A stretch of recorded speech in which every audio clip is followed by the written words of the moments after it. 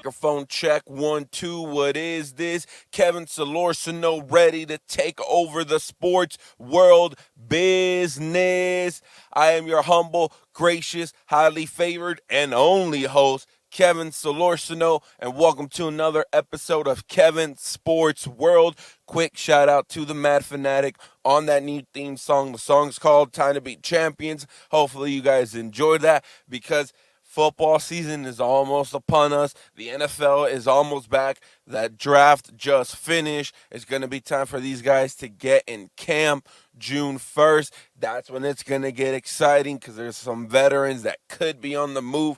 But right now, let's get into the NFL draft recap and talk about where these top 5 quarterbacks landed and whether or not Kevin thinks those guys will succeed there. So Trevor Lawrence went number 1 overall to the Jacksonville Jaguars. Obvious. That was in the stone. That was written in stone no matter what. So, well, he was going to go to the Jets, but then the Jets decided to win games, right? Freaking dummies. Anyways, he went to the Jaguars. I think he will be successful there. They loaded up on a lot of offense. I think the guy or kid, whatever you want to call him, he's gonna have a chance to be the rookie of the year.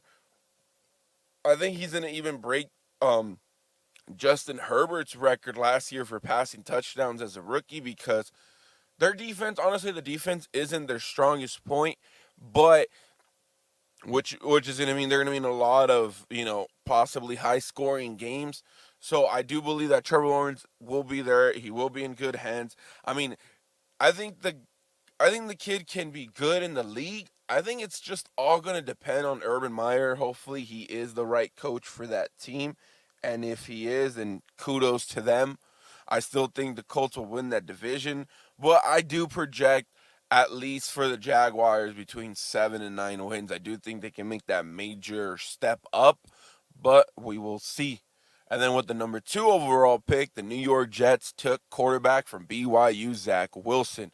Now I'm really, really rooting for this guy. I love BYU. I love BYU football. Them and the Miami Hurricanes are my top 2 favorite schools of college football. And I wish this guy can have a lot of success there. I'm projecting at least just 7 wins. I'm still iffy on their O line. They did get better. They got Zach Wilson and they went back in, I think, to pick 18. No, not pick 18. I think it was before the Dolphins. Anyways, they got back in the mid-teen picks and got Elijah Vera Tucker. Sorry about that. I mean, even through this whole thing, you'll be able to see all the picks through all the rounds. But in the second round, then they got Elijah Moore, which I think is awesome. It's a young team, honestly, here in New York. Here in New York, I'm not even in New York, but in New York for the Jets, it's a young team. I think all it is the Jets fans have to be patient with Zach Wilson. We don't know what Bob Saleh is as a head coach. We know he is a really good defensive coordinator, but head coach, it's a whole different agenda. And then with the third pick, the San Francisco 49ers, the smoke was there and it was smoke, and they took none other than Trey Lance. Now, this is interesting. I heard yesterday, I think it was their owner or something said that, that maybe Trey Lance can sit 2 years behind Jimmy Garoppolo. No, man, I honestly don't think so. That is on Kyle Shanahan. That's his decision, his opinion on what he wants to do.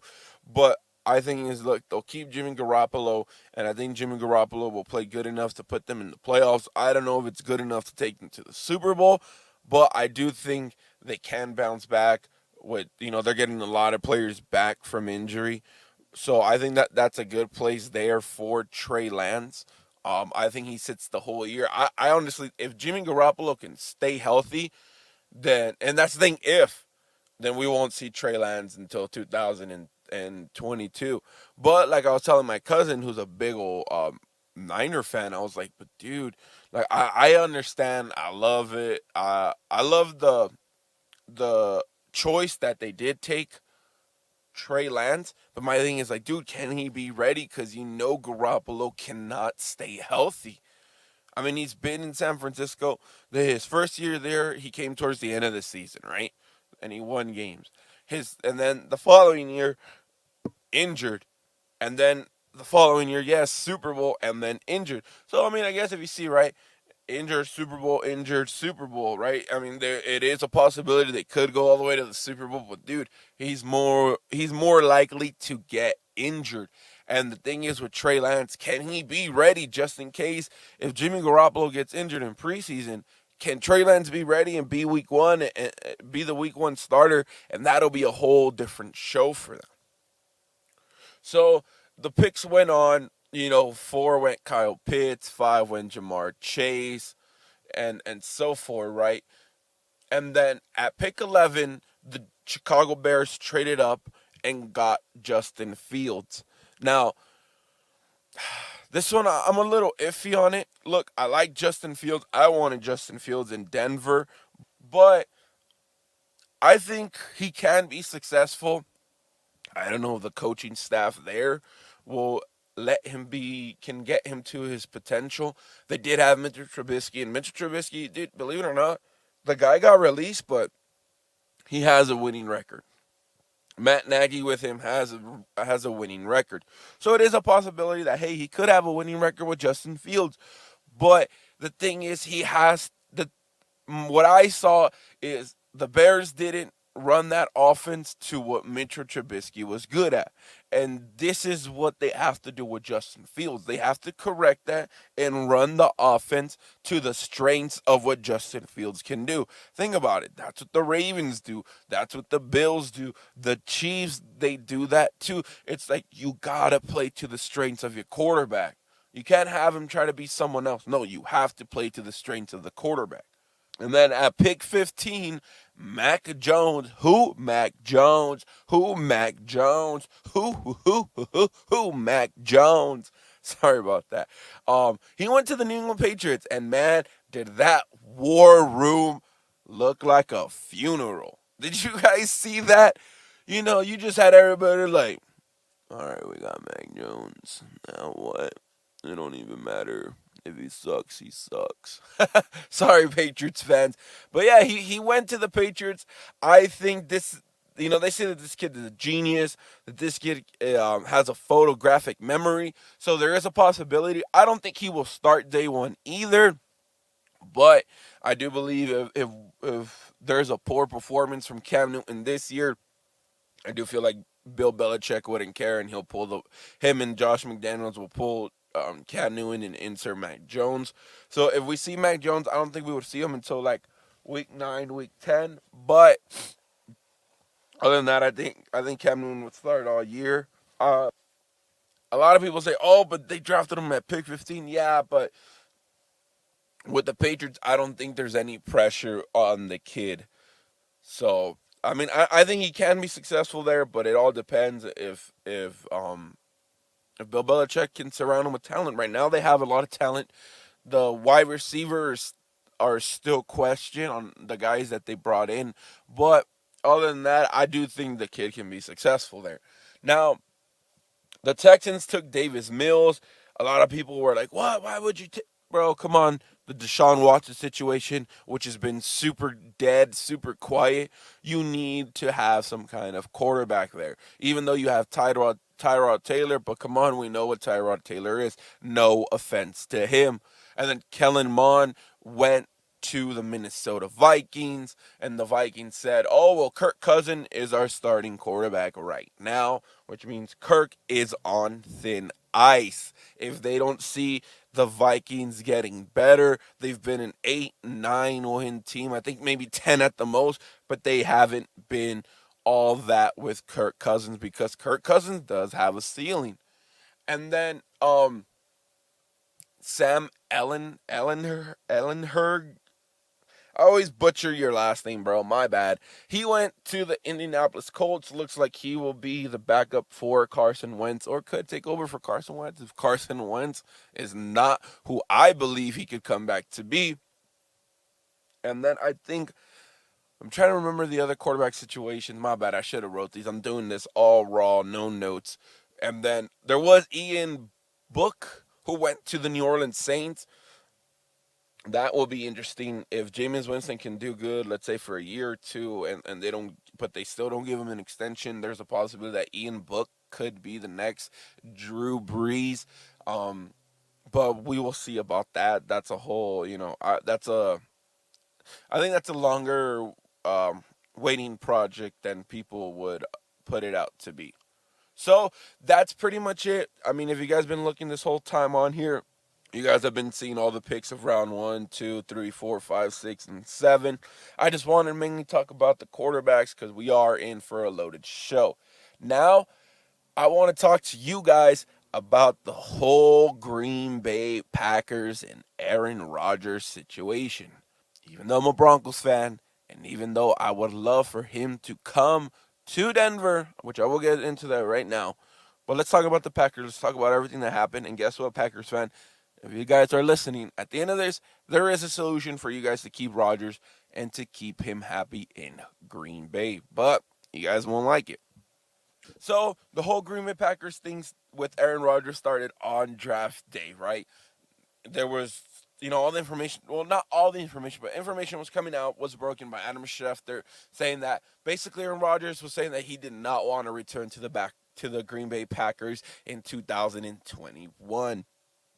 Now that's, that everyone was like, what? So everybody started coming out, oh, he's going to go here, he's going to go there, he's going to do all this stuff, right?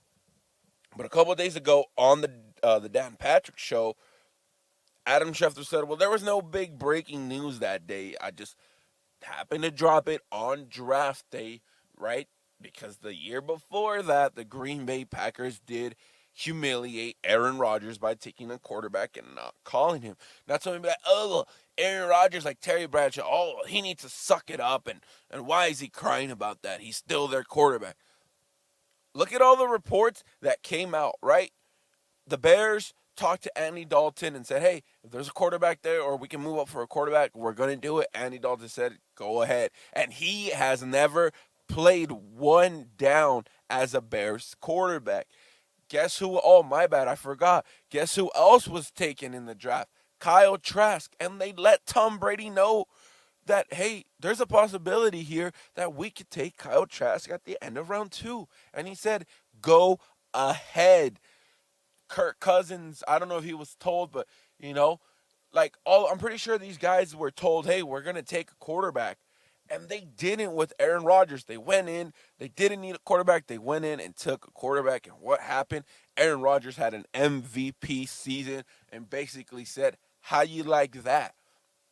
So all this stuff came out right on draft day. There was even that the Niners called them on draft day, offered them the 3rd round pick and Jimmy Garoppolo. I don't know if that's true on the trade package, but they basically said, no, he's not for trade, right? And this is what they've been saying. No, he's not available for trade. And if you guys are watching this here on YouTube, all of the, all of the graphics here are just all the stuff that has come out, right? And then yesterday, right, that the biggest thing is you had one of his former teammates, right, James Jones, was saying, oh, I think it's fixable, right? I think they can come to an understanding. And AJ Hawk on the Pat McAfee show was saying, yes, I think they can come to an understanding. But both James Jones and AJ Hawk said, we don't know what that is. Maybe a contract extension or maybe this or maybe that. But they haven't been able to find a solution.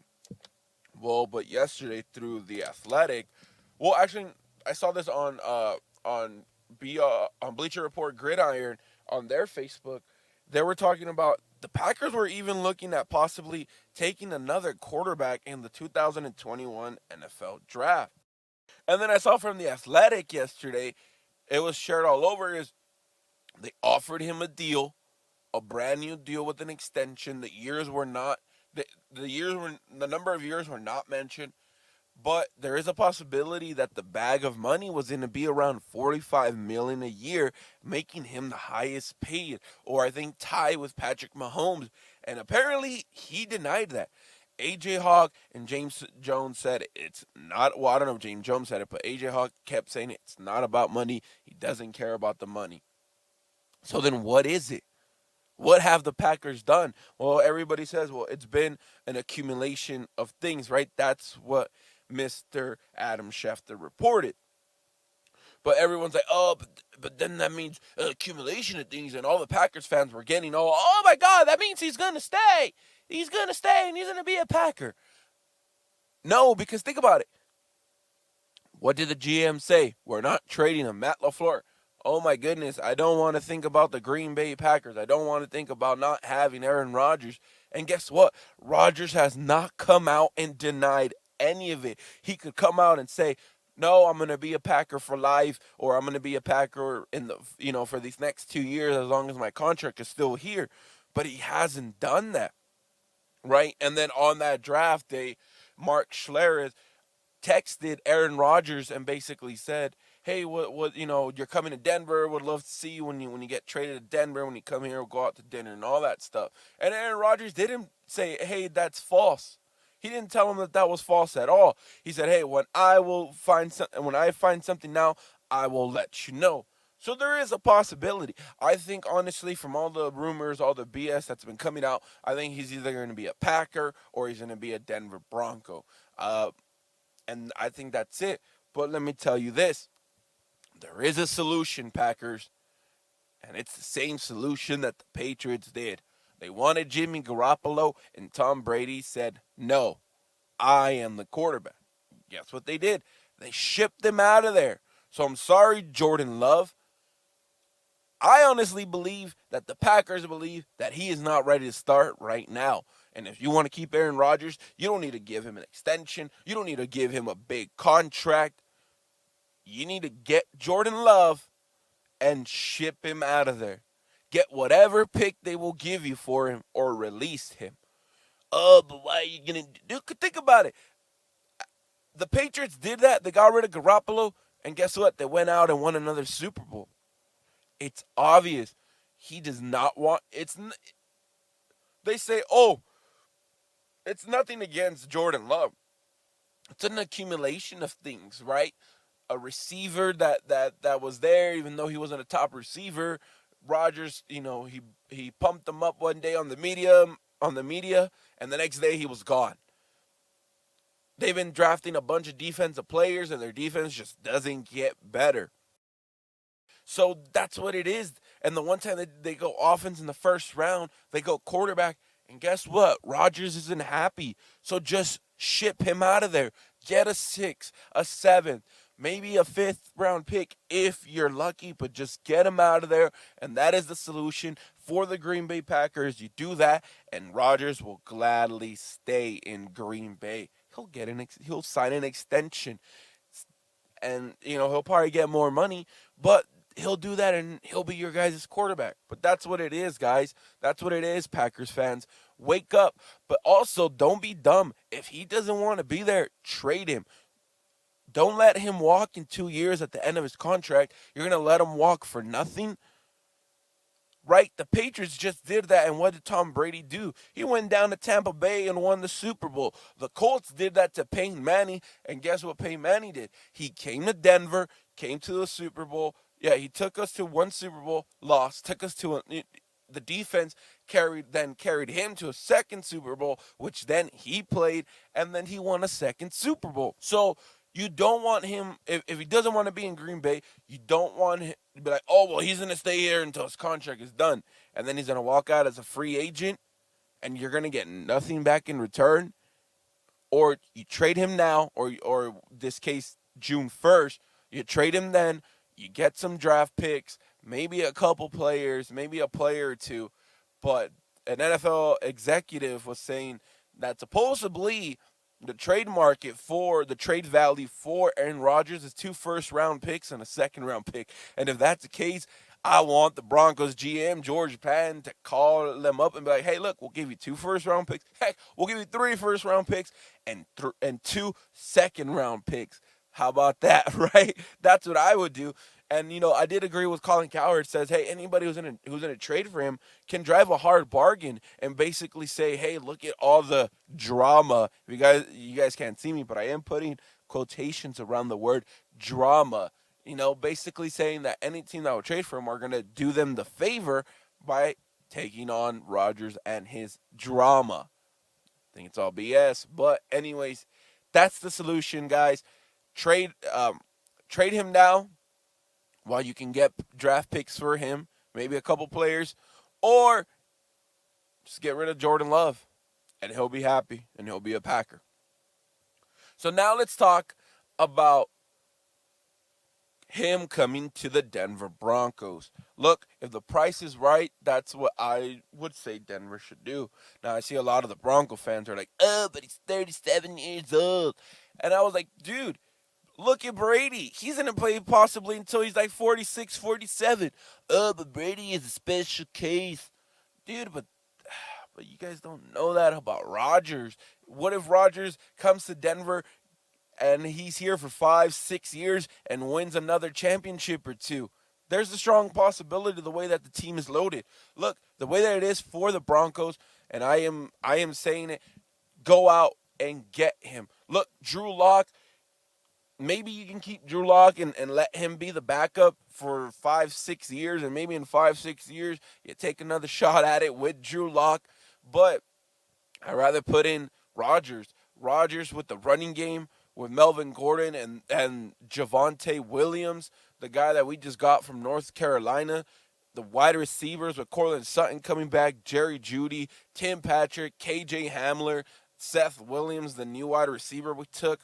And then we have Noah Fant, the other tight end, Albert O. Like, dude, this team is loaded. Yes, I understand that there is a question mark on the right tackle, but we didn't even have Juwan James last year, so there is a possibility that, hey, they can get someone else, and if they cut Juwan James, it's not like anything bad is on that. 3 years, 3 games, come on. So I honestly think that the Broncos should go after him if it's not going to cost them an arm and a leg, right? If they're like, sorry about that. If they're saying, "Oh, we want 5 draft picks, and then we want 5 players," no, pull the trigger on that. I'd say, hey, we'll give you guys 3 first-round picks, a second-round pick, and that's it. Only trade picks, don't trade any players, because the thing is, you don't want the Denver Broncos to get weaker by giving them a Jerry Jeudy or giving them a Bradley Chubb or a Patrick Surtain II that we just got. No, you don't want none of that. You want to say, hey, look, draft picks, and if you can't get draft picks, then whatever. Run it back with Drew Lock and Teddy Bridgewater, who are going to go right now 50-50 on the snaps leading up to see who will be the starter. I'd rather go with Aaron Rodgers. The guy's proven, Super Bowl champ, 3-time NFL MVP. And imagine that. Imagine being the only team with the three-headed goats, Elway, Manning, Rodgers, all of them winning Super Bowls with the Denver Broncos. Just look at this picture. That would be awesome. No other team will be able to say that that's what they did, right? The Steelers, they have Bradshaw and Roethlisberger. The Cowboys have, I think it was Roger Staubach and Troy Aikman, and but to have 3 guys that are considered GOATs come to Denver and win Super Bowls, that would be an amazing look. That would be awesome. And I say, Denver, go out and do it. Go out and get Aaron Rodgers. Bring him to Denver with this loaded team. Do not give up any players. Drive a hard bargain. Say that he has, and I'm putting quotations with my fingers on this, say that we will do them the favor because he has drama, which is a bunch of BS. He'll come to Denver. He'll be happy. He'll be loaded with weapons on offense and possibly a top 5 defense, top 3. Heck, I'll even go out and say the possibility of them being the number 1 defense. And that would be an amazing thing for us, for the Broncos. I don't care. Oh, but you're going to do that. You're going to get him for another couple years and then restart the search of looking for a quarterback. Hey, are you going to be complaining if they win the Super Bowl, when they win the Super Bowl with Aaron Rodgers? No, then shut up and enjoy that celebration. Once he comes, June 2nd, I'm pulling for it. And guess what? If he doesn't and he stays a Packer, then I'll bite the crow, or I'll bite my tongue and I'll shut up and I'll just rock with either Locke or Bridgewater. And that'll be that. All right, so I want to finish off now with these other little stuff about talking some alternate football. Real quick on here, if you guys are looking, and you might look at a face and be like, "Oh, I think I know who that is." That is Malik Henry, quarterback who used to play at Independence and then was also at Nevada. It looks like there's a possibility he could be the starting quarterback at the in for the Frisco Fighters in the Indoor Football League, and I'm excited for that. If he is, I am gonna definitely be a fan of them for this year in the Indoor Football League. There is some teams that I do recognize, such as the Spokane Shock and also the Arizona Rattlers. But I'm a Saber Cat till I die, even though they don't have a team. But it would be awesome to see, to see Malik Henry from Last Chance U. If you guys are a fan of him, there's a possibility he could be the starting quarterback for the Frisco Fighters in the Indoor Football League. And I've been watching a couple other games, and it's cool, man. It's not like super crazy. I mean, I think there is a lot of stuff they could do to get more exposure, but other than that, I just wanted to throw that in here. And also now to finish off, let's talk about the spring league or the spring football league. These guys are all on FS1. They've been they've already had 3 games. They had two on Thursday, one last night. And honestly, it looks like it's good football.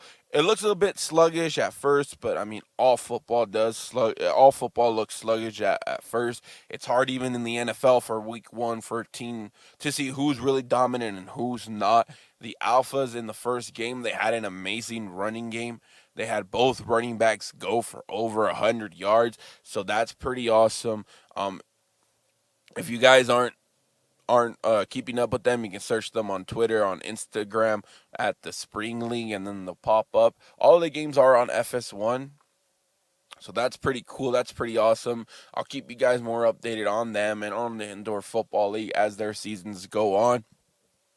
But that's pretty much it, man. That's pretty much it for this episode. We're pretty much keeping it at 30 minutes.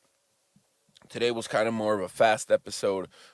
Next week, I will be possibly back with another episode. And we'll be talking about all the quarterbacks that are on thin ice, all the starting quarterbacks as of right now, as of that day of recording, will be on thin ice on, who's on a 1-year contract and possibility of being for that team looking for a new quarterback. So that's pretty much it, guys. I want to thank you guys for watching or listening, whatever it is. Hit that like button, hit that subscribe button, comment down, let me know what you think down below. This has been Kevin Solorsino, and this has been another episode of the Kevin Sports World, and I am so grateful to be here. This channel, we're still stuck at 2 subscribers, but that's on me. I gotta start clipping some of the stuff I talk about and try to get more subscribers in here, man. That's the goal. Let's grow this. It's gonna be a slow process, but anybody and everybody who has been listening, thank you guys. It means a lot. It means the world to me. So yeah, man. Like I said, I was just gonna come in and do a short episode, and that's what I've done. Thank you guys. Once again, I just can't keep saying thank you for whoever is listening. And I will see you guys next week. Have a good week. Happy Mother's Day to all the mothers out there. If any mothers are listening, and if they're not, and if whoever you are, tell your mother Happy Mother's Day, because it is coming up tomorrow. So, yeah. Thank you guys. See y'all.